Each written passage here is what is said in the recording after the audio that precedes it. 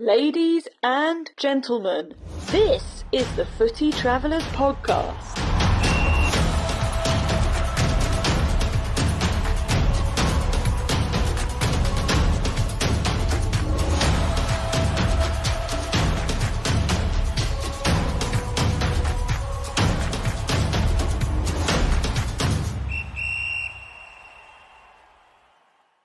Fellow Footy Travelers, welcome to a very special episode of the Footy Travelers podcast.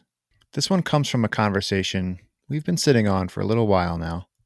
Let's just say it was recorded back in the days when Premier League teams were traveling to Kenilworth Road. We're sharing it now, though, as our own way of remembering the events and honoring the heroes of September 11th. The conversation is with Ken McDonald, a journalist with an incredible footy traveling resume of his own, having had opportunities to meet Pele and cover the '94 World Cup here in the States. We also heard about some of the tough luck Ken has had professionally, namely having an anticipated cover story pushed to the back pages thanks to someone from the other football. So I was thinking that this story that I'd written was going to go on the front page of the sports section, and it eventually got put inside the sports section because there was larger sports information going on that day. That was the time OJ overshadowed you. That's absolutely. brutal. What makes our conversation with Ken special is getting to hear what it was like processing the events of 9/11 as an American who wasn't on home soil that day, but who was nonetheless experiencing it all through the lens of a footy traveler. Ken's advice on an alternative to top flight footy toward the end makes the conversation worth listening to all the way through. But what true footy travelers will appreciate the most is Ken's brilliant answer to the question of why anyone would travel 4,000 miles for less than 2 hours of footy in the first place. Why would you go thousands of miles away to do something like that? What is going through your head? And to me, the answer isn't those 120 minutes. We hope you enjoy it.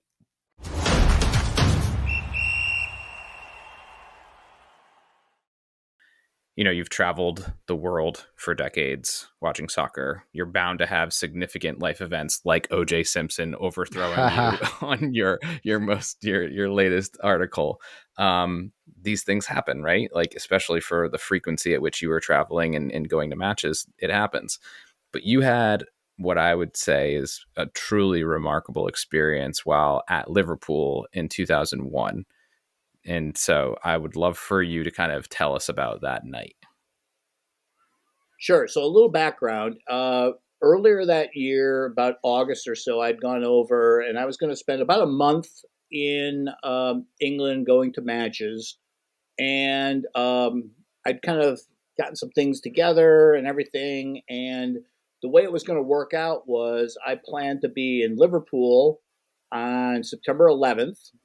Of 2001, because they were playing in the Champions League against a Portuguese side, Boa Vista. And then the next day I was going to take the train up to Glasgow, and Celtic, I think it was Celtic, had a Champions League game as well the next night. This was one of those Tuesday, Wednesday Champions League things. So Liverpool was on the Tuesday and Celtic was on the Wednesday. And that was the kind of the plan that was going to be there. So I got up to Liverpool, and I got myself comfortable. At this point, I'm 30-ish something, but I'm still staying in a youth hostel because I'm doing all this on this stuff's being done on the cheap. Folks, if you think you have to be a millionaire to go do some of the things I've done, you don't. You have to bend your rules every now and then. And one of the rules I bent got to compromise. Was a hostel would be a decent place for me to stay if for $15 a night I could get a bed somewhere so I could go watch a match or two. That was because you're prioritizing the matches versus the accommodation, where some people may say, I don't actually need to, prioritize that. So I think that's one of the things that I am so impressed by you is like the dedication, right? Like you are wanting to go to back-to-back Champions League night matches, and you're going to do anything that it takes to be able to make that happen. Yeah, and if it means 2 hostels and a euro at night to feed myself, then that's what we do. Love it. Exactly. Yeah. So that morning, so on September 11th, 2001, that morning, I took a bus from the center city of Liverpool out to Anfield. One of my strategies back in the day used to be go to the box office the morning of a match and ask around whether anyone has an extra ticket. Go to the box office because you never know returns. You just never know. You can sometimes get a game ticket the morning of, and it worked. I got a ticket to the match, and I was really excited about it. Get my ticket, get back on a bus, go back into the city center of Liverpool. And as I get off the bus in the city center of Liverpool, there was like this big market that was going on where people were selling fruits and vegetables and just different sundries of things like that. And as I walked into this market, it felt weird to me. I'd been traveling for quite a bit at that point in time, and I kind of knew when something felt off. And the thing that felt off to me was all the merchants were gathered around these transistor radios, listening to something. And so I walked up to one of them and I said, "What's going on? Why is it so silent here? And why is everyone gathered around transistor radio?" And they said to me, "Planes have just hit the World Trade Center." And I said, "What?" And they said, "Planes have just hit the World Trade Center." So I hung around in this market for another 45 minutes or an hour. I think at one point, my girlfriend is living here in Baltimore, Maryland, and one of the planes, of course, hit the Pentagon. I tried to go to a payphone and call her, but we couldn't get a line out of the country at that time. It was almost impossible to call back to America. Wow. I eventually went back to the hostel I was staying at, and they had the TV coverage on. And of course, it's 24/7 at that point in time, everything happening. And I couldn't believe it. I was like, what the heck is going on here? This is 3 o'clock in the afternoon when the incident is occurring here at 10 a.m. in New York. And the Champions League game was that night at 7:45, kind of a typical Champions League game start time. And so I digested as much of the news as I could. I stayed as long as I could. And then I was like, well, I've got this ticket. I'm going to go out to the stadium and see what happens. So I went out to the stadium, and the match went on. They did have, like, I think a moment of silence of some sort, but they played the game that night. And it was a weird feeling because I was in a little bit of a blur. I mean, it's one of the few times I've been to a soccer match where I'm thinking of other things more than I'm thinking about the actual match that's happening because I'm trying to process what's going on in my head. But the thing that resonates the most with me was at a bar the night of that game. So after the match was over, I went to a bar just outside of Anfield Road, the Anfield stand, or the what's the stand at Liverpool called? The Cop. The Cop. Sorry, the Cop. Which I learned recently, a lot of stadiums have a cop or the cop. Yes. We can get into that later, but yeah. It comes from a South African term, apparently, that's a hillside. From the Boer War, yeah. Yeah, from the Boer War. Very good, yeah. But so I run into this guy, and he's got this bed sheet. And this bed sheet is something he made up in the time between 3 o'clock in the afternoon when England first knew about these attacks and 7:45 at night when the actual game took place. And the bed sheet said something along the lines of, "The cop stands with our friends in America."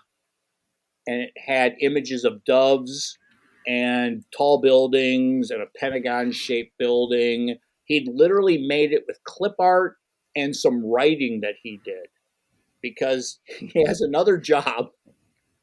And he was trying to put together something that he could take to the game to express his sorrow as to what happened. So a makeshift Tifo. Basically, yes, exactly. A makeshift. And you saw it at the bar afterwards, or at the stadium? At the bar afterwards, I saw him in there with it. Okay. And so I went up to him and I said, "Hey, that means a lot to me because I'm from the States and I live fairly close to where all this is going on right now.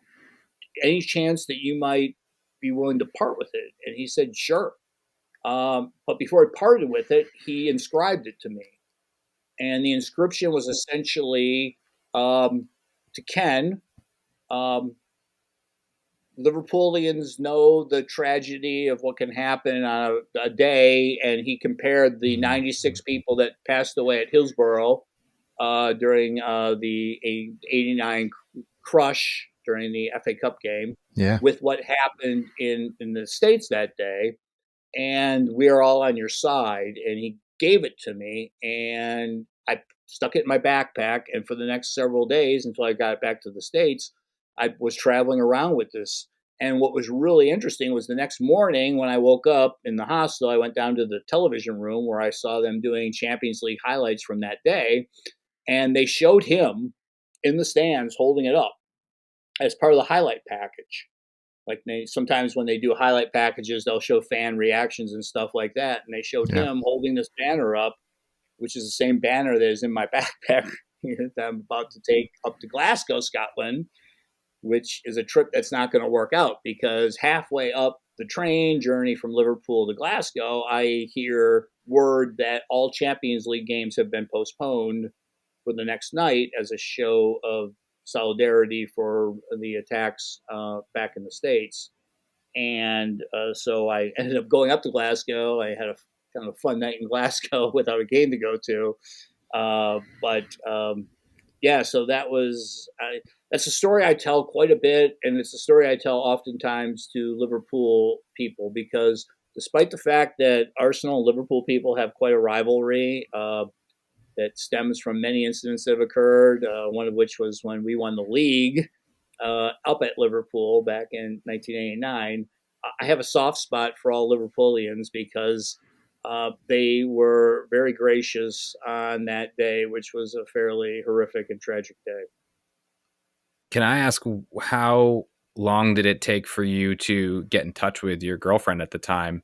It sounds like that probably was something that was weighing on your mind, I would imagine, while at the match, if you hadn't spoken with her.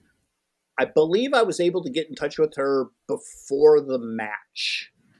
I wasn't able to right away at 10 o'clock a.m. here, or 3 o'clock p.m. there. But I believe I was able to talk to her sometime before. It was either right before the match or right after the match. It was sometime later that day. I was able to get a hold of her.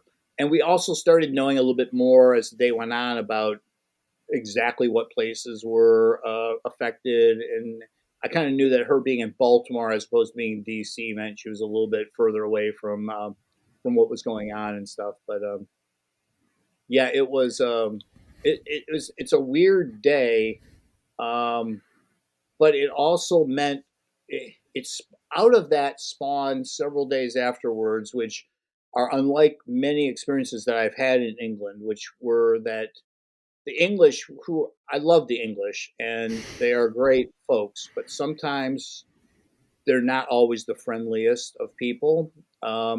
They have a little bit, don't take this the wrong way, they can be a little East Coast-like at times, and a little bit not so Midwestern, which is where I'm originally from, the Midwest. They can be a little East Coast.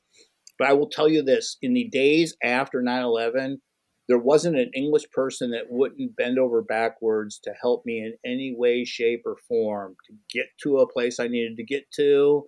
If they wanted to buy me a beer at a bar, or they wanted to take care of me in some sort of way, fashion, they were absolutely amazing. So I want to ask, there's like a sort of funny, sarcastic side of this question. But then, I also want to ask very seriously too. I mean, did the events of September 11th, did you kind of play those up? And did you get a bunch of free beer from a lot of people for a while as an American? You don't have to answer that question. My serious, no. Go ahead. I'll tell you, I did, before that, I will say that there were times where I may have downplayed my Americanness just because I We've all done it. I'm Canadian. Or when I was on the road, right. Yes, I have this Canada tag on my backpack over here. Yeah. Don't judge me too harshly over here. So there may have been times during that period where I would go out of my way to say I'm from the States, and that opened some doors that didn't usually get open. Yeah. But the serious question I wanted to ask, September 11th definitely changed travel for all of us. We still see the September 11th fee on our tickets when we fly. But was there any specific things that sort of happened afterwards, or did you change your approach to travel afterwards? Maybe when you left, you had different plans in place to get in touch with your girlfriend if phone lines were down, or there was just other contingencies you thought of afterwards. Just from that traveler's perspective, did anything really change for you?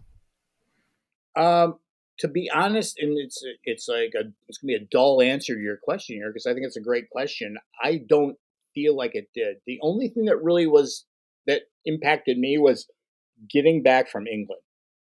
That was weird. And what was weird about it was the planes had been down for so long that by the time I got on a plane, I was flying half empty planes to the point where I originally booked a plane from Newark Airport to England and back, but I was trying to get to Baltimore, Maryland. And when my backward plane came back, it went to Detroit. And instead of going from Detroit to Newark like I was supposed to, I simply went up to someone and said, I'm trying to get to Baltimore tonight. Can you help? And they said, absolutely. We're going to put you on that Baltimore plane over there. And they sent me to a Baltimore plane, which had 8 people on it, Wow. in which the pilot came around. So this is probably on 9/19, which, by the way, is my birthday, which is a weird thing. But it's about a week after the attacks. There were 8 of us on a plane from Detroit to Baltimore, and the pilot came in the back and greeted us all. He wanted to make sure that we were all comfortable with our flights. And the idea of me changing a flight from Newark to go to Baltimore was not like it would be today. It was literally, I want to go to Baltimore. Yes, we will take you to Baltimore. It was one of the weirder experiences I've ever had. Now, having said that, I'm looking at my little list here, and you guys, I've sent you a list of all the places I've been to and stuff like that. 4 months later, I went back to England, and I went to 7 matches in 8 days or something like that. So Okay. I don't remember it having like a detrimental effect on what I was trying to do, which was at one point my goal. If I had a goal, I wanted to go to every single Premier League round. Okay. That was my goal. Yeah. I wanted to have a thing where I could say, I've been to every Premier League ground there is, and now I'm starting to work the championship ones. I mean, that was where my mindset was. And so I would go watch matches. Sometimes I would do these double headers where I would go watch 2 matches in one day, just so I could check off a ground here and maybe a ground there. And the ground there was a championship ground, but I was like, well, maybe they'll get promoted next year to the Premier League, and I'll have that one checked off my list as well, too. Exactly. Yeah. So You're planning ahead. They're yeah. at the top of the table. I mean, you might as well. So I don't remember September 11th having that much of an effect where it was like, I'm not going to be able to do this ever again, or this is going to dramatically affect the way I go about my life from there. Other than, of course, the whole thing of, well, it's a little harder to get on the plane. We're all going through extra security checkpoints. Right, We're being x-rayed here. We're doing that there. But it never slowed me down. I mean, that was in the period of time where I was probably my most, oh my God, I'm going to use the word prolific here, and it sounds horrible. I was checking off the most clubs and the most grounds that I could do. I mean, I was right in the midst of it, and it didn't slow me down at all. If we can strive to be prolific in our footy travels, Ken, set that standard, set the bar. I'm here for it. Right. I have one final question on that topic, because I think, being that all 3 of us are very well traveled, there is still always there's no greater feeling like home, right? There's a lot of things that are comfortable and what you appreciate as being your home, whether it's your literal house or your home country. What was it like being abroad I know that you were treated well by the English, but like you were traveling alone, there must have been some difficulty that you were trying to kind of process about the fact that like your country, your home country is being attacked. It's in peril. It is in severe turmoil in your, for lack of a better term, on vacation. um, No. did you struggle with that? Lack of a better term. That's the exact way I would view it. I don't process 9/11 like Americans do because I wasn't here that day. I mean, I don't know that internal feeling of angst that people had living in this country at that point in time because I was on another continent. So when I hear all these, how sometimes they'll do these things where we're going to look back at September 11th and we're going to show the old news footage and we're going to do a day in the life kind of a thing where it's like, here's what it was like on that day, blah, blah, blah. To me, that was new. That wasn't like we were going back in time and looking at something. That was like, oh my God, this is how it actually unfolded. Yeah, there was no nostalgia for you. Yeah, it was not a nostalgic thing. Now, I will say this. I mean, I think part of the reason why I was able to deal with it well is because I'm a journalist by training and I consume information voraciously. I mean, I have still to this day, there's a box over here somewhere. I've got front pages of all the newspapers from September 12th and September 13th and September 14th. The Observer, the Guardian, the Times, all those newspapers that were from those days and stuff like that, because to me, I'm watching it from afar, but I'm also thinking about it as an American, but also as a former journalist, as a journalism instructor or whatever. And so I'm viewing it through a couple of different lenses and stuff. Mm-hmm. But I would say this, it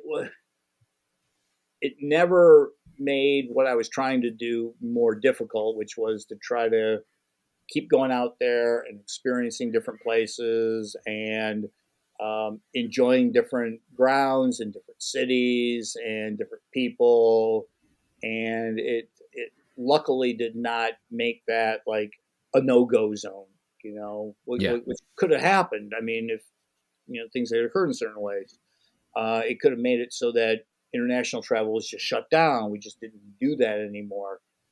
That didn't happen. I was able to continue on my merry way to a certain extent. I know it sounds horrible because it's a horrible thing that happened, but I was able to continue doing the things that I was doing beforehand. It was just during that 1 week period that it was really, it felt different. Is the only way I can really explain.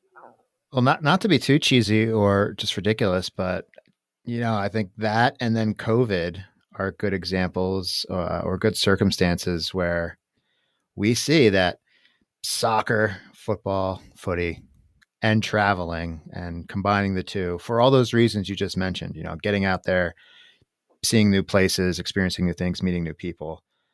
That's the stuff that sort of pushes through all that turmoil and that tragedy and that struggle. And it's just one of the reasons why I continue, not just continue, but grow in my love for the sport, for traveling for it, and my love for all of the sort of residual things that these out of grounds experiences and meeting people bring to us. And it's, it's why we're here. It's why we're having this conversation. It's why we're doing what we're doing. Absolutely. And you know what? A lot of people will ask me well, why would you go 4,000 miles away for 2 hours, 45 minutes, a little bit of a break, and then 45 minutes more? Why would you go thousands of miles away to do something like that? What is going through your head? And to me, the answer isn't those 120 minutes.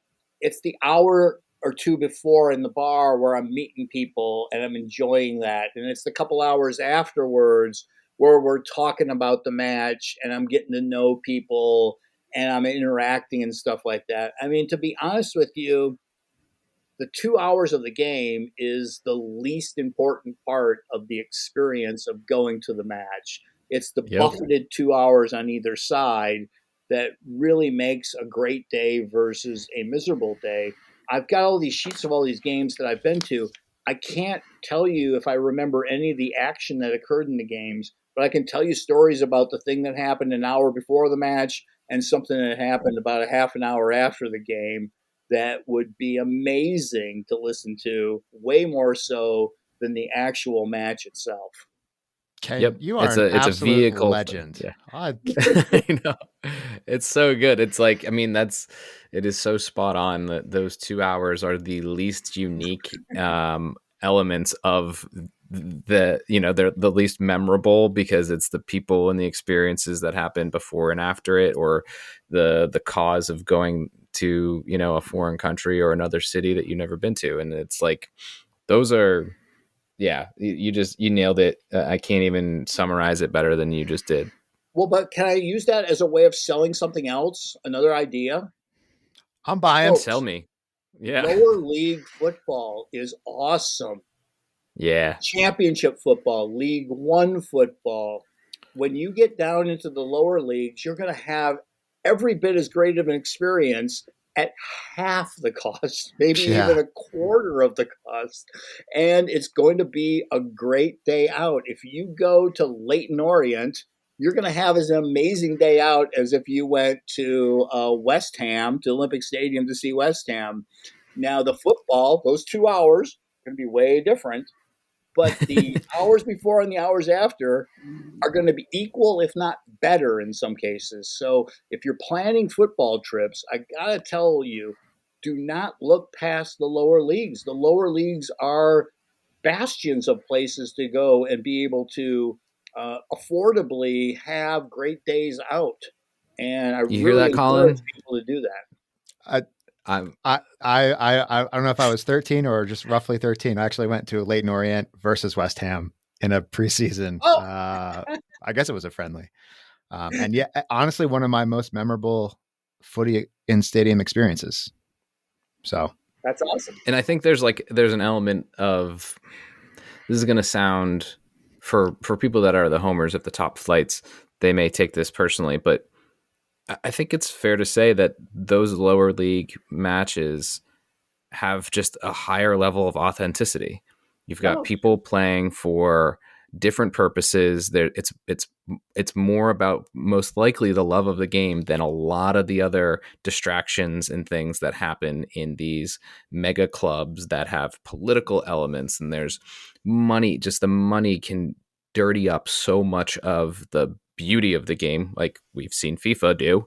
But you go to these lower league matches and they just have these levels of organic, genuine authenticity. And I would imagine, to your point, the what happens after the matches may or may not be a little bit different. But I would imagine that, the types of fans that you're meeting are very different in the way in which they support and the way in which they appreciate those that are there to enjoy and support with them. Well, and also, if you think about it from this perspective, if I show up at the Emirates and tell someone that I'm from America and I came over to watch the match, the shrug of the shoulder is going to be, whatever. Right.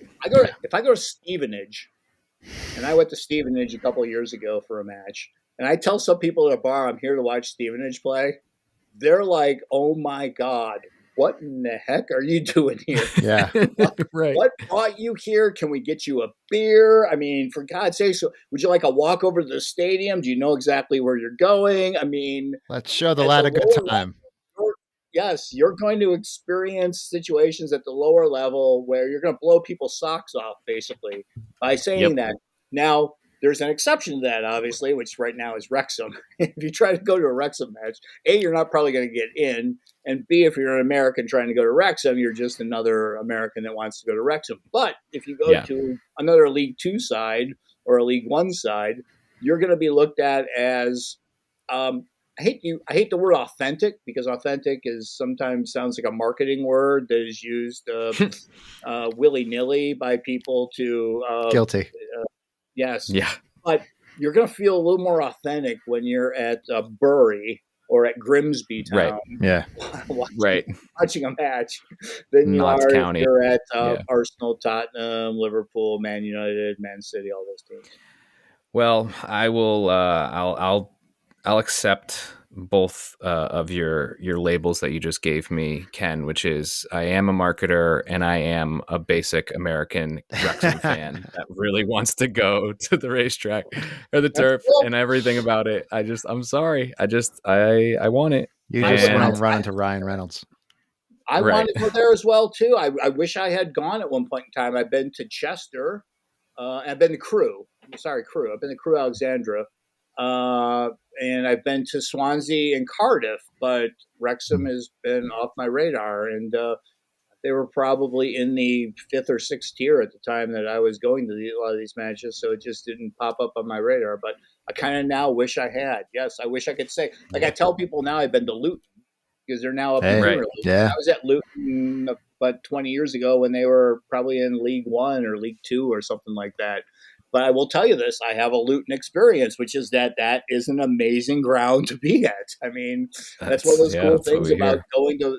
doing things like this is that you can go to a place and then 10 or 20 years later, they can end up in the Premier League. And you can be like, I was Right. there.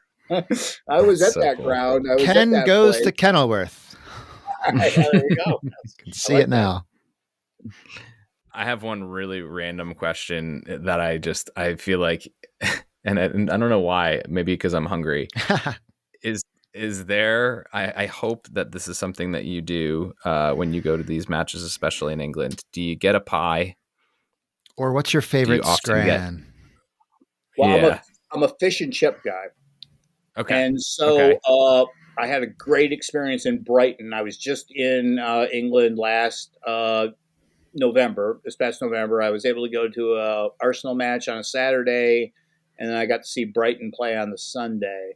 And so I was able to take the train out of Brighton and then go down to the Brighton Pier and have a fish and chip on the pier.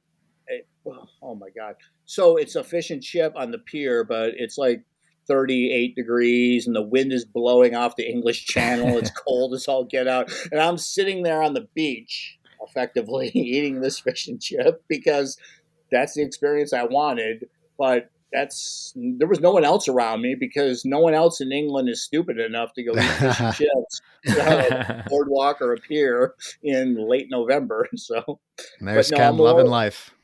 yes, I'm more of a fish and chip person at all, and I have a couple I of respect that. fishies and chippies that I love to go to in the London area, and I look for them as well. But I'm not adverse to a pie. So if you Yeah. know some good places that have good pregame pies, I would love to know about that. But I am more of I like to eat and drink before the match and after the match, and I'm not big on doing it during the game.